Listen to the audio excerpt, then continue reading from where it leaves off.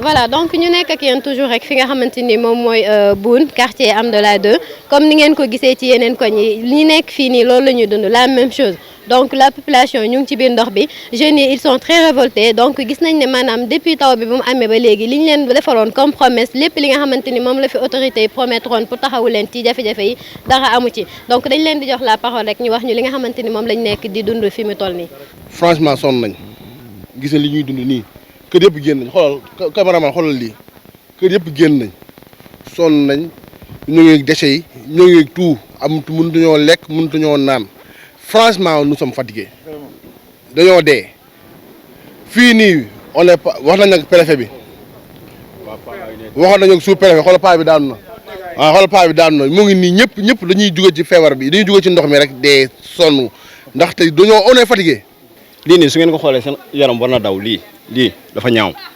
parce que ku ci nekk sa kër yaa ngi téye sa tout tànk am na ñoo xam ne dañuy dem di fi bàyyi seen jëkkër loolu dafa rafetul dafa ñaaw xoolal suñu boutique yi dañoo tëj xool leen suñu maire yi doon jaay di am leen lu ñu fortaatoo di dimbali seen njaboot amatuñ ko pour lan marché baa ngi ne xool ko ndox bi da ko nangu seen place yi yàqu na pour lan man bu ma tëddee sama xel day dal fu macha allah fi ñu dëkk am na ndox mais duggul si biir kër gi mais am na ñi nga xamante te dañoo sonn regardez les populations xool nañu seen néeg yi seen ndox yi da ko nangu du yoon préfet lu mu waxante ak ñun fii nii ak lu mu def c'est diamétralement opposé. dañoo miin si sunu kilifa yi bu ñu waxee ñu ne ñoo dëkk si zone yu am ndox fii 2000 ba mu fiy tuxu si booy dox si suuf si sa tànk du mën a dem waa Guédiawaye ak waa Pikine bu ñu daan dox fii dañuy summi seen daal ndax bëri suuf fii ni ndox mi toll noonu la suuf si tolloon waaye pour wax la dex bii nii dafa law ba buun. lii bu jawul Kër Massar fii du mës a jekk kon état bi il faut mu liggéey fii dëgg nañu jëlee ndox mi fii ba pare buñ ko defaree ba pare ñu jéem a fexe ba fii nag dootul amati ndox mais foofu dex bii dañ moo xam ay bassin lañ koy def wala ñoo xam luñ koy def mais foofu mu dañ. kenn gestu wuñu bañ fi dëkkee ba léegi amuñu chef de quartier gisuñu chef de quartier gisuñu maire ñu ngi fii nii chaque jour saa yu tawee nii lañ dëkkee xoolal saret bi dañ koy fay mu jéggil ñu ndox mi di dellu si lii dafa metti 1000 francs aller 1000 francs retour mën ñu dëkk si lii wax dëgg fa yàlla. dama ne bëy sax yow yaa ngi leen lekk bëy ñu dañoo am ay bëy yeew sax yow yaa ngi leen lekk te suñu doom yi dañoo bañ yeew yi lekk leen nañ leen dimbali ñëw defal ñu ndox mi dem loolu la ñu amoon lu ñuy wax ak gouvernement bi.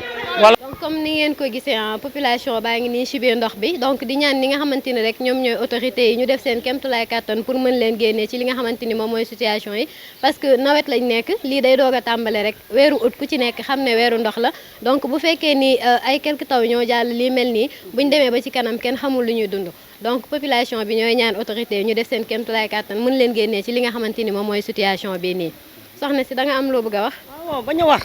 comme sama compatriote monsieur Mboub lu mu wax rek dama koy fekkante di ko baaxantal rek ndax dafa metti dèjà Ami Ndiaye mi tam xaritam day dox kinam di daw si biir ndox bi xam nga ne loolu metti na marché bi dèjà ñëpp a génn foofu man tam xarit bi ma demee marché dama toog di jooy man parce que vraiment jaaykat yëpp seen bagage yëpp a yàqu ñëpp a dem ñëpp a dikk vraiment dafa metti daal kon nag ñun ñu ànd lu dimbal rek ku ñu dimbal rek lañu bëgg waaw dèjà suñu population ñëpp génn nañ xale yi dèjà ba pare ñu ngi si moment boo xam ne corona mu ngi ci biir avec ça est-ce qu'on peut vivre au milieu de l'eau le corona est déjà dedans xale yi ñu ngi nekk di xuus si ndox bi vraiment daal ñun daal mënuñu sax wax na ñun suñu xol dafa fees ñun waaw leen daal lañu bëgg daal ku ñëw daal pompe ñu ndox bi waaw lekk ak naan sax kenn waxu ko ndax léegi moom nous sommes tous pareil ku nekk yaa ngi dimbali sa morom koñ bi daal ñëpp ay dimbalante dèjà yow fee faal nag mu ngi jël këram jox ko ay nit keneen si ginnaaw am na femme bu ñuy wax Ami Jéeme moo logé kii fee la dëkk day toog ban ba suba teel si biir si kaw escalier am du nelaw xam nga loolu metti na dèjà lu muy ñun daal sonn nañ vraiment daal ku ñu mun dimbali nañu dimbali waaw loolu daal laa am lu may wax sama xol moo fees na yenn yi mënu ma ko wax ndax bugguma jooy daal si écran bi. dara la fi deful wax nañu wax neex na lool mais nga jëf moo dàq soo jëfee ñu gis ñu gën la naw Kër Massar nouvel département mu mel nii lii dafa ñaaw lii dafa rusu unité 14 Hamdallah 2 lii dañ cee war a def benn liaison bu rafet mais defuñu ko fi amul lenn xoolatu tànk yi si biir ndox bi lii dafa ñaaw rafetul xale yi génnatul ça fait des jours et des jours benn xale génnatul lii dafa ñaaw sonn nañ taay nañu dimbali ngir yàlla tax nañu dimbali. préfet bi toog nañu moom fii mu woo ñu wax ak ñun wax ji neex ministre bi ñëw na fi barki démb wax bay bëgg a dee mais dara y a rien pompe ñu indi woon barki démb indi pompe bu bees sax ñu dajji ko ak 600 mètres kii 600 mètres tuyau yee baaxut pompe ba yàqu na pan na ñun ñoo ngi nii dara demut ci gàttal dara demut rien na paas 2006 la njëkk a taa ñu ñëw indi seen i pompe jële fi ndox mi 2010 mu taawaat ñu ñëw sulli seen i tuyau yi xam fu ñu ko jëlee ñu defal ñu ko fii tuyau baa ngi ni mënatul yóbbu ndox mi ndax attanu ndoxu Kër Massara buun yëpp la ñu yenn tuyau bi attanu ko kon nañu jéem a xool canal yu baax ñu defal ñu ko te beneen bi soob mooy yeew bu mag la am ndax li fi nekk kenn mënu koo wax. buñ sañoon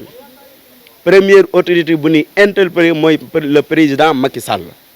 bëgg nañ fii canalisation boo xam ne le plus rapidement possible sinon on vivra maintenant dans une catastrophe. Deuxième autorité bu ñuy interpellé mooy monsieur le maire Moustapha Mbeng sunu maire gisuñu ko fi te lii moom waroon na indi benn moto pompe lii daal loo ko fa gis kenn nelawutut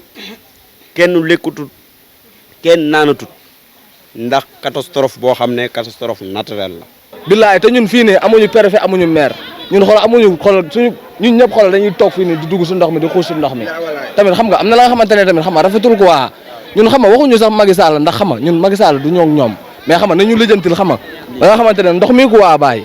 ndox mi bàyyi ñun sonn nañ ba si kanamu yàlla barki Serigne Touba sonn si suñu yaay suñu papa yi xam nga lépp feebar tëdd si xam nga tamit am na la nga xamante ne rafetul quoi grand bi tamit lii na dem ñoom ñu gis ko quoi ñoom ñu gis ko ñu xam ne lii nii xam nga ñun suñu tànk yëpp a dagg bàyyi wër na Rasulullah lu ñuy wax ni dafa nekk su ñun waaw mais xam nga nañu defal lii te yàlla rek tax ndox mi rek lañ leen wax ne ñun dañu ko fi dindal te yàlla rek tax ñëw fii suñu maire bi Moustapha Meng moom na xalaat bu mu a ñëw fii naan day politique ndax bu ñëwee en tant que man leader Milkzo man maa jiite délégation bi yëpp lépp lu mu fi indi oto dañ koy yàq man maa koy jiite man Moustapha Meng. voilà donc chers internautes de la KS TV comme ni ngeen ko gisee lii lañ leen indiloon tey fi nga xamante ni moom mooy Boune quartier